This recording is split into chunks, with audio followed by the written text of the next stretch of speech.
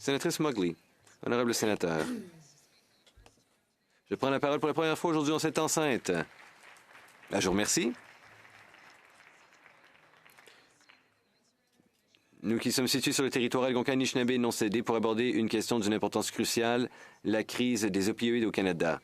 Je souhaite également reconnaître les Premières Nations et les Métis du territoire visé par le traité numéro 6, la terre qui a fait vivre ma famille depuis des générations. Cette crise des opioïdes continue de dévaster les familles, les communautés de partout au pays. Elle emporte des vies à un rythme alarmant. La semaine dernière, lors de la Semaine nationale de sensibilisation aux dépendances, l'urgence et la complexité de ce défi nous ont été rappelées. Toutefois, une semaine de sensibilisation n'est pas suffisante.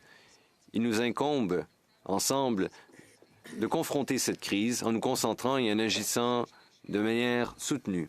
L'Initiative canadienne de recherche sur les substances psychoactives, un réseau national de recherche lancé en 2015 et financé par les Instituts de recherche en santé du Canada, a mis à jour ses lignes directrices nationales pour la prise en charge clinique du trouble lié à l'utilisation d'opioïdes.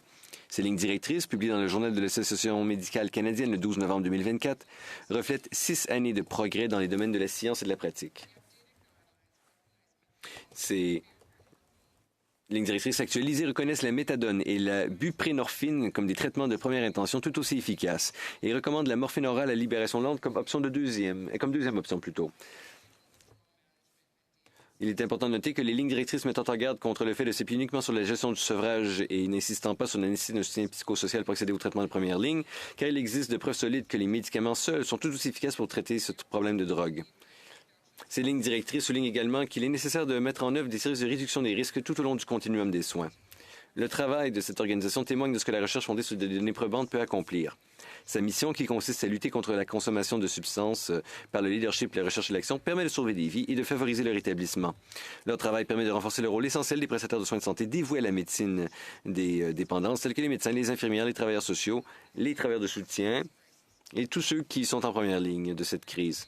En 2023-2024, un peu plus de 5500 Saskatchewanais ont reçu ce traitement salvateur contre les opioïdes. Ce faisant, cela leur offrait de meilleures perspectives pour renforcer leur parcours de rétablissement. Je félicite l'organisation pour ces réalisations et la valeur ajoutée qu'elle apporte au soutien des personnes souffrant de troubles liés à l'utilisation de substances.